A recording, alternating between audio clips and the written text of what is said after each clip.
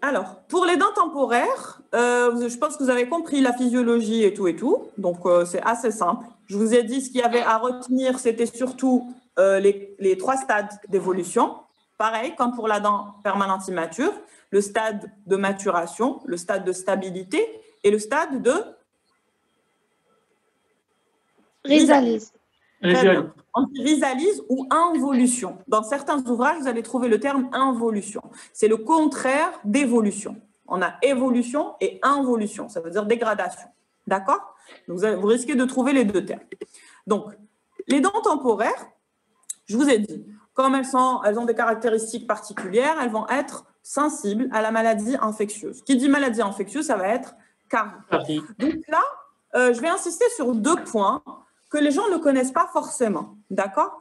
Il faut savoir que la carie dentaire est une maladie infectieuse, ça vous le savez, ce n'est pas une maladie inflammatoire, d'accord? Donc elle est due à des bactéries.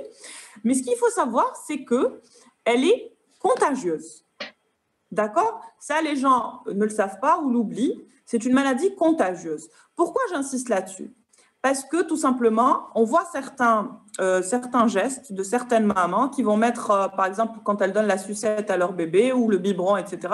Si ça tombe par terre, elles ont tendance à la prendre, à la mettre dans la bouche. Je ne sais pas, comme si pour eux, leur bouche était un autoclave. Elles nettoient la tétine et elles la mettent directement dans la bouche de leur enfant. Donc, il faut savoir que si la maman a des caries, elle va forcément transmettre ces caries au bébé. D'accord?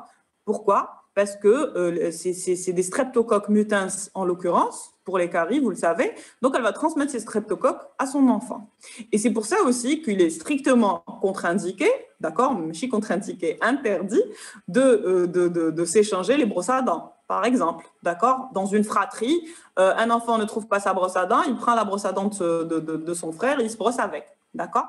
Donc là, il faut insister, il faut sensibiliser là-dessus. C'est une maladie qui est contagieuse, d'accord? Donc, il faut faire attention. Même au niveau d'une même cavité buccale, si vous avez une carie quelque part, il faut absolument la traiter parce que ça va créer un environnement favorable. La deuxième idée préreçue, c'est que quand les enfants sont allaités au sein, ils ne développent pas de carie. Non. Là encore, d'accord, c'est vrai que le lait maternel est moins sucré que les laits industriels, mais il contient du sucre, d'accord. Donc, dès l'apparition des dents de lait, il va falloir instaurer une certaine hygiène, d'accord. Quand les dents de lait apparaissent, par exemple, on a dit que c'était au 6e mois où on avait les 2 petites incisives du bas, d'accord, toutes mignonnes. Donc là, il faut dire aux parents, déjà d'emblée, pas de prendre une brosse à dents classique, mais de prendre au moins une compresse imbibée d'eau, tout simplement, et de nettoyer ces dents-là. D'accord? C'est par rapport à ça qu'on voit de plus en plus de caries chez les enfants en bas âge. D'accord? On rencontre des petits patients de 2 ans, d'accord, 3 ans, avec des bouches complètement cariées. D'accord? Donc là, il faut insister sur ces éléments-là, que c'est contagieux et qu'il faut, dès l'apparition des dents de lait, instaurer une hygiène. Sinon, ça va aller très vite, ça va se carier, ça va créer des problèmes infectieux inflammatoires. Et vous savez que si ce n'est pas traité, ça peut même atteindre le germe successionnel. D'accord? Parce que vous avez vu, il est au cœur de la dent de lait. C'est pour ça qu'on a des racines divergentes. Vous avez le germe qui est là. Donc, s'il y a des phénomènes inflammatoires très importants au niveau de la furcation, et je vous ai dit la dernière fois que c'était la caractéristique des dents de lait, comme on a des communications pulpo-parodontales très importantes, donc le germe successionnel risque d'être atteint et on va avoir des anomalies de forme, de couleur, etc. D'accord? Pour le diagnostic de l'état pulpaire, il est déterminant, d'accord? Il faut savoir exactement dans quel état est votre pulpe quand le patient vient pour pouvoir entamer un traitement. Mais je vous ai dit que pour les dents de lait, ce n'était pas évident. Pourquoi? Parce que quand elle est au stade 2, vous savez très bien, on va avoir pratiquement la même symptomatologie que pour les dents définitives parce que votre apex est fermé. Mais quand elle est au stade 1 ou au stade 3, vous avez un apex ouvert, donc on n'a pas forcément une symptomatologie évidente. On n'a pas de douleur, d'accord? Là, comment vous allez savoir que la pulpe est enflammée ou elle est nécrosée? C'est pendant l'acte, d'accord? Donc, vous avez une carie très profonde, d'accord? Vous avez une atteinte profonde. Donc, quand vous allez commencer à cureter, d'accord, forcément en champ pulpaire, parce que c'est très profond, ça atteint votre champ pulpaire. Là, vous allez voir, si vous avez une pulpe qui est saignante et le saignement ne s'arrête pas avec l'hémostase. L'hémostase, vous allez la faire tout simplement avec une boulette de coton avec de l'eau oxygénée, d'accord? Vous appuyez, vous tapotez, ou avec de l'hypochlorite essoré. Si le saignement ne s'arrête pas, ça veut dire que votre pulpe est enflammée, d'accord? Là, il va falloir bien sûr faire la pulpectomie de toute façon parce qu'elle est enflammée. Si vous voyez qu'il n'y a aucun saignement et que vous arrivez à avancer, là, ça veut dire que c'est une nécrose, d'accord? Donc, ce n'est qu'au stade 2, d'accord? Le stade intermédiaire, que vous allez avoir une symptomatologie où le petit patient va décrire des douleurs, etc. Mais sinon, les 2 autres stades, ce n'est pas caractéristique. D'accord?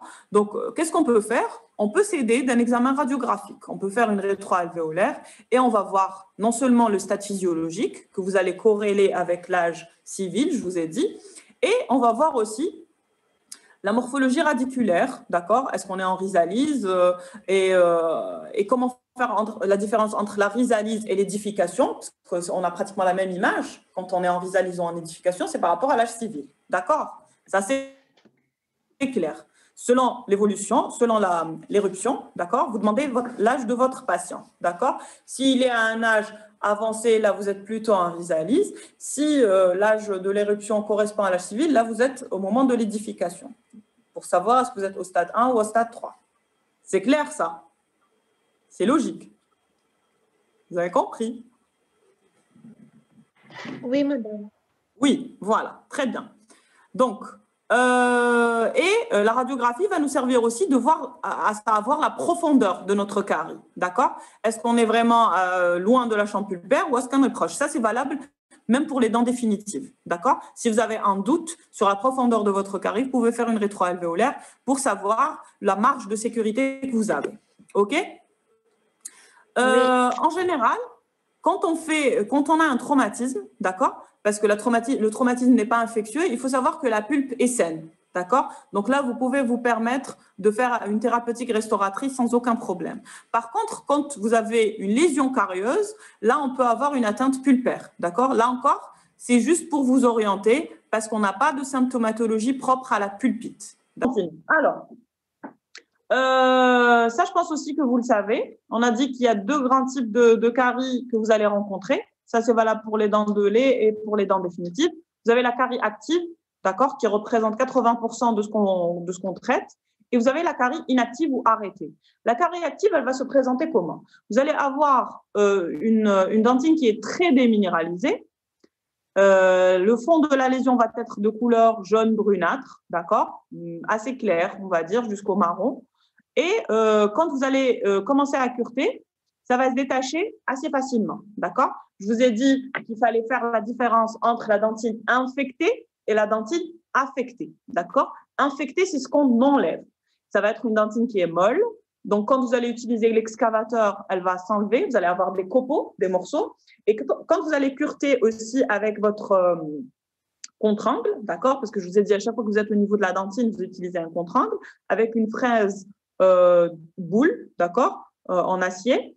Donc, quand vous allez cureter, vous allez avoir pareil des copeaux. Ça, c'est la dentine infectée qu'on doit enlever. La dentine affectée, par contre, on la garde, d'accord? Comment faire la différence? La dentine affectée, elle va être dure, brillante et lisse. Et quand on la curete, d'accord, avec l'excavateur, elle va être dure, vous n'allez pas pouvoir l'éliminer. Et avec le contre-angle, vous allez avoir de la poudre, d'accord? Donc, quand vous allez avoir de la poudre, on arrête. C'est de la dentine qui va être affectée, non pas infectée, donc on la garde. On élimine que la dentine infectée. Donc, pour revenir à la carie active, il faut faire attention. Parce que la carie active, vous allez très souvent avoir une brèche d'émail qui va être toute petite, une ouverture au niveau de l'émail qui va être toute petite, mais en dessous, vous allez avoir de la dentine, une grosse plage de dentine qui va être atteinte. D'accord? Donc, dès que vous allez commencer le curetage, vous allez voir que finalement, c'est une dentinite qui est très profonde. Donc là, il faut prévenir vos patients. Parce que sinon, ils vont vous accuser d'avoir détruit leurs dents, tout simplement. Parce que lui, le patient, il va voir uniquement la brèche au niveau de l'émail. Mais ce qu'il ne sait pas, c'est qu'en dessous de cette brèche améllaire, on va avoir de la dentine qui sera complètement atteinte. D'accord? Ça, c'est la carie active. Je vous ai dit, vous allez avoir de la dentine qui va être ramollie et une couleur qui sera jaune à brunâtre. La carie inactive, pardon, ou la carie arrêtée, on l'appelle aussi la carie arrêtée, ça va être une forme qui va être d'évolution assez limitée, d'accord? Elle ne va pas s'étendre beaucoup.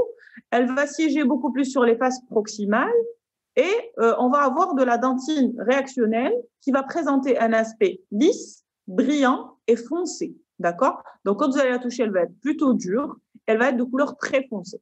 Donc, ça, c'est des caries qui sont sympas dans la mesure où elles n'atteignent pas beaucoup la dentine. Donc, on va se contenter d'éliminer tout ce qui est noirâtre et faire notre restauration normalement. Donc, ça, c'est pour faire la différence entre la carie arrêtée et la carie évolutive. Donc, la carie évolutive, regardez l'image à ce niveau-là. Ça, c'est le plus caractéristique et ce qu'on rencontre le plus au niveau des dents de lait. D'accord? Ça va être des caries qu'on appelle jumelles. Pourquoi jumelles? Parce que vous allez avoir la face mésiale de la première molaire qui va être atteinte et la face distale de la deuxième molaire. D'accord? Vous la voyez? Ça, c'est ce que vous rencontrez le plus souvent. Il faut faire attention par rapport à ces caries. Pourquoi? Parce qu'elles causent souvent ce qu'on appelle le syndrome du septum. D'accord? Comme on a une atteinte à ce niveau-là, le syndrome, le septum, pardon, qu'est-ce qu'il va subir? Il va subir des tassements alimentaires à ce niveau-là et on va avoir une papille qui va être enflammée, congestionnée, très douloureuse. Donc, le syndrome du septum, son traitement est assez simple. Il faut décongestionner la papille, donc cureter tout simplement, et restaurer parfaitement nos deux dents en respectant le point de contact. D'accord? Donc, c'est ça, une carie évolutive rencontrée le plus souvent au niveau des dents de lait. D'accord? La carie arrêtée, elle va se présenter comme ceci. Vous voyez cette dent? On a l'impression que l'atteinte est très importante, mais quand on regarde de plus près, on voit que c'est dur, c'est foncé. Donc, si vous allez vous amuser à toucher avec votre excavateur, le dos de votre excavateur ou de votre sonde, allez-y doucement avec la sonde pour ne pas créer de perforation et de pénétration bactérienne, vous allez voir que c'est très dur. D'accord? Donc là, on va cureter. Dès que vous allez commencer à cureter, vous allez sentir que c'est dur, vous allez avoir de la poudre. Donc, c'est bien parce qu'on ne va pas aller en profondeur et ça sera la restauration, elle sera très simple. D'accord? Ça, visuellement, pour faire la différence entre la carie évolutive et la carie arrêtée. Je reviens juste sur la carie évolutive. Je vous demanderai de bien regarder. Excusez-moi. Voilà. À ce niveau-là, il y a un détail très important qui vous permet de voir est-ce que la carie est profonde ou pas. D'accord? C'est le signe laiteux de Marmas. D'accord? On va avoir une coloration blanchâtre. Exactement, blanchâtre, assez opaque. D'accord? C'est un blanc opaque, créeux. D'accord? Comme la craie. D'accord? Quand vous voyez ce signe, cet aspect blanchâtre, là, ça veut dire que c'est une carie qui est profonde.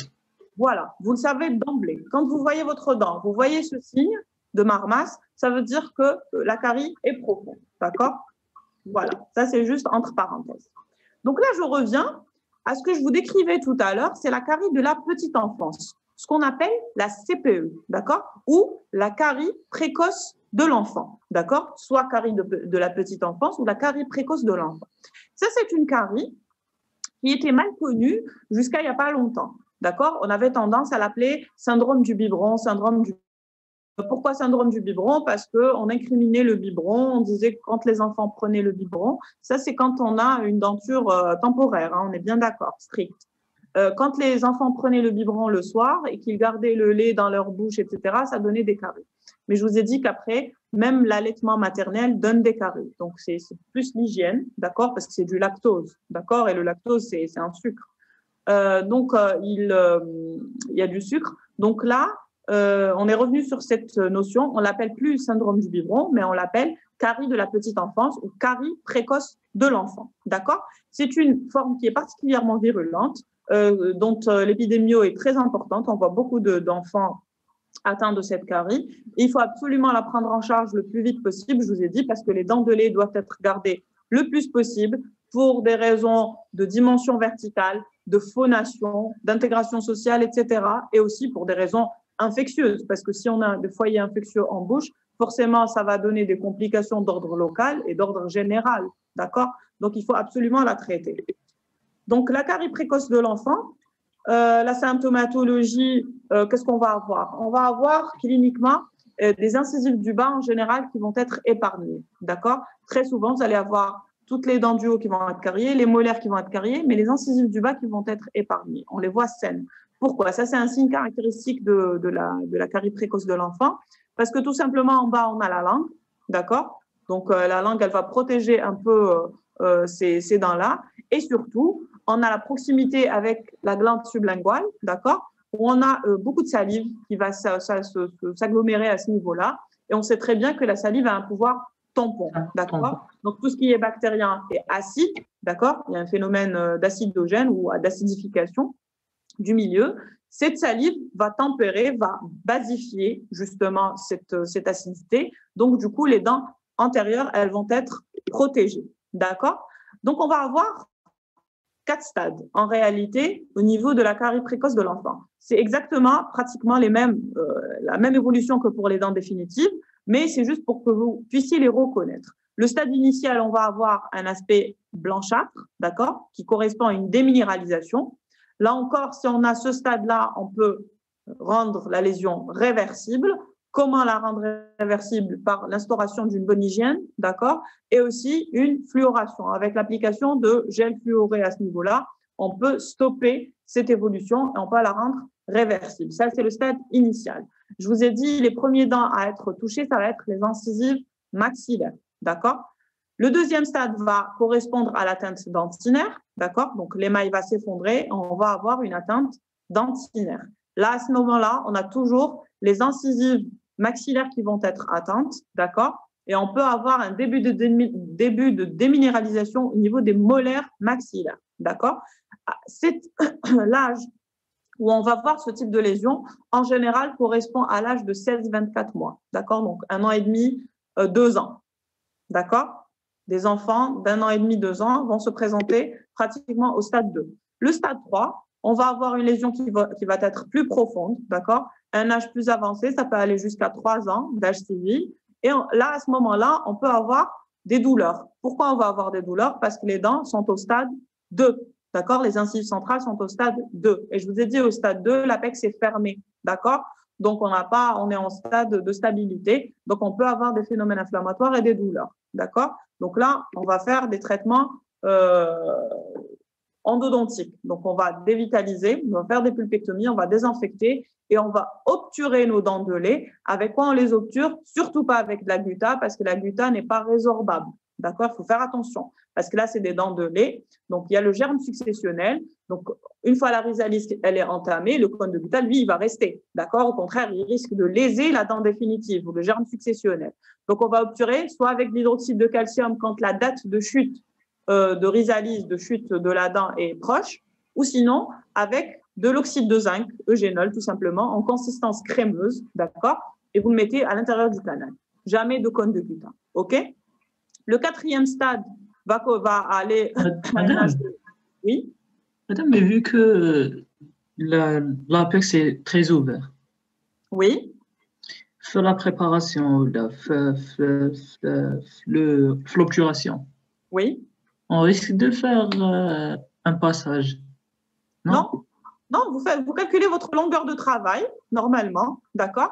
Je vous ai dit, la seule particularité par rapport à la longueur de travail, c'est que vous allez toujours diminuer plus ou moins 2 à 3 mm.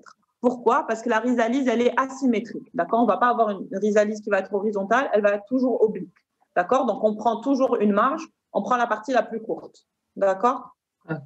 Donc, il n'y a pas de problème. Vous désinfectez, vous obturez. Je vous ai dit, le seul truc, c'est qu'on n'utilise pas de cône de gutta. C'est tout.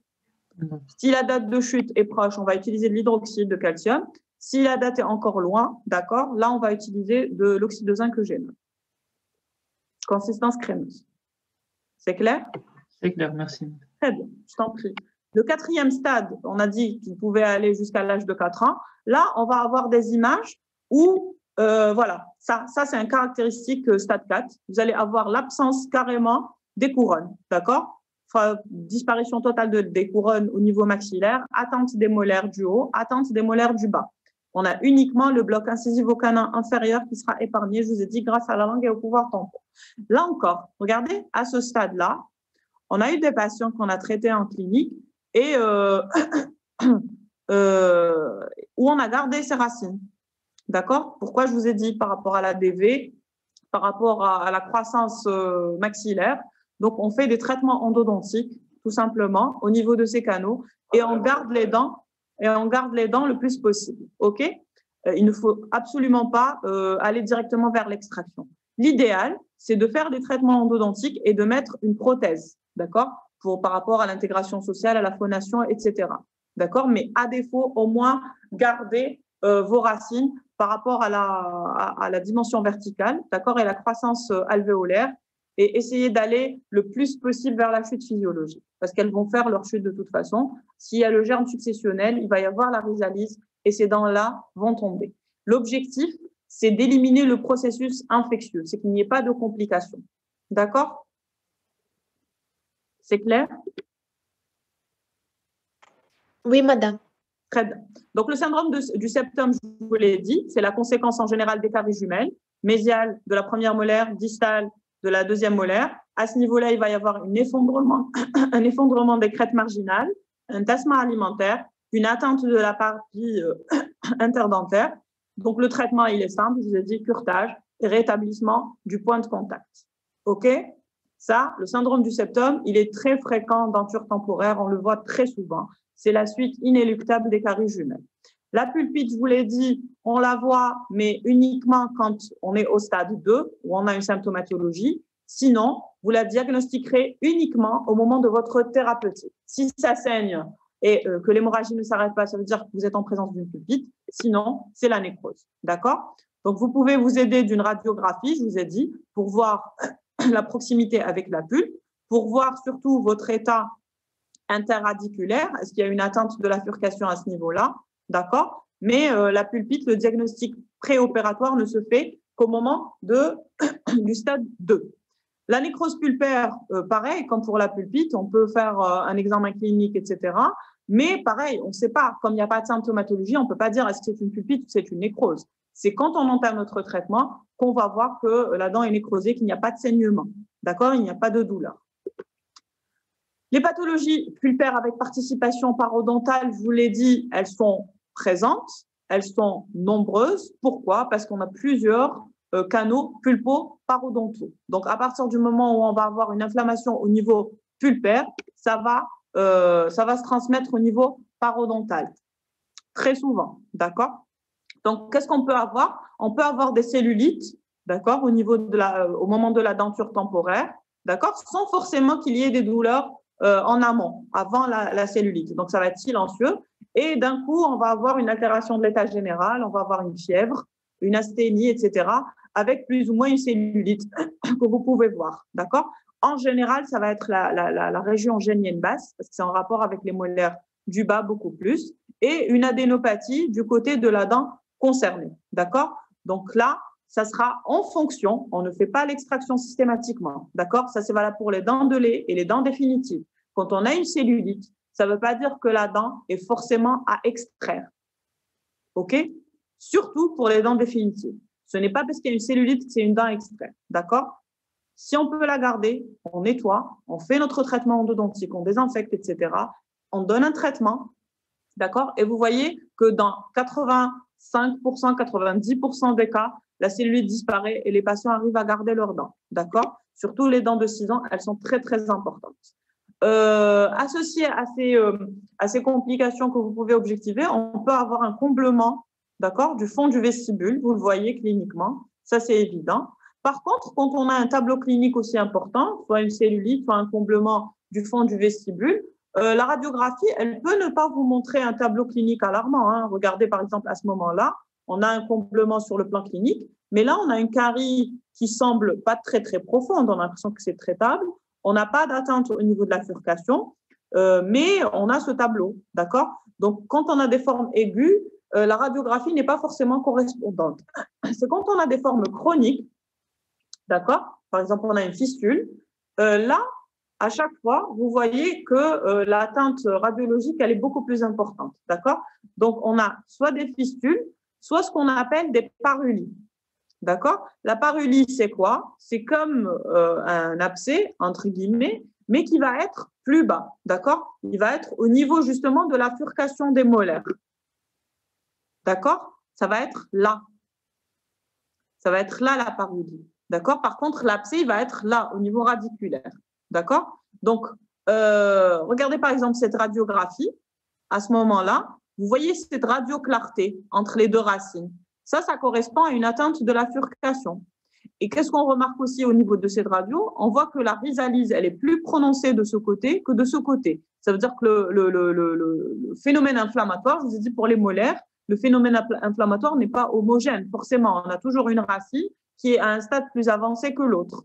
Vous vous rappelez des cas hybrides que je vous avais décrits où on pouvait avoir un canal qui était encore vivant et un autre qui était nécrosé. Là, c'est pareil pour les dents de lait. On a un canal où le phénomène inflammatoire est beaucoup plus important. On a une destruction prononcée au niveau de cette dent et on a une atteinte de la bifurcation. D'accord? Donc, l'examen radiologique va nous permettre d'établir le bon diagnostic à ce moment-là. D'accord? Donc, l'atteinte de la bifurcation, elle va représenter quoi finalement?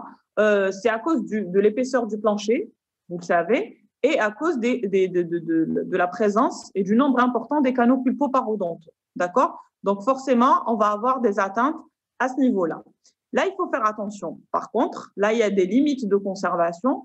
Vous voyez le stade de votre dent, le stade de rhizalyse. Si on est vraiment au stade débutant, donc on peut se permettre de tenter un traitement, on désinfecte, on nettoie, etc. Si on est à des stades de rhizalyse tardif, là, on peut opter à l'extraction. On peut opter pour l'extraction, pardon. Pourquoi? Parce qu'il y a le germe successionnel, d'accord? Donc, on a peur, quand il y a une atteinte au niveau de la bifurcation, on a toujours peur qu'il y ait des problèmes au niveau du germe successionnel. Donc là, c'est le seul cas de figure où on doit vraiment peser le pour et le contre entre l'extraction et le traitement, d'accord? Donc, si la dent est jeune, on conserve. Si la dent ne va pas tarder à faire sa chute physiologique, là, on peut opter pour l'extraction, il n'y a pas de problème. D'accord? Oui, madame, c'est compris. Très bien. Donc, là, c'est une autre image qui vous montre une atteinte de la bifurcation. D'accord? C'est évident. D'accord? Donc, à chaque fois que vous voyez une image foncée, ça veut dire que c'est une destruction. Ça, vous l'avez compris. D'accord? Parce que regardez, là, l'os, la trabiculation, elle est claire. Vous voyez là, par exemple, la trabiculation, osseuse de l'os alvéolaire, elle est évidente. Là, par contre, c'est noir, ça veut dire qu'il y a une destruction à ce niveau-là. Là, on voit directement qu'il y a une atteinte de la bifurcation. D'accord? Oui, madame. Très bien. Donc, là encore, pour les fistules, quand vous voyez qu'il y a une fistule, vous pouvez vous aider du test de cône de Gutta. Il n'y a aucun problème.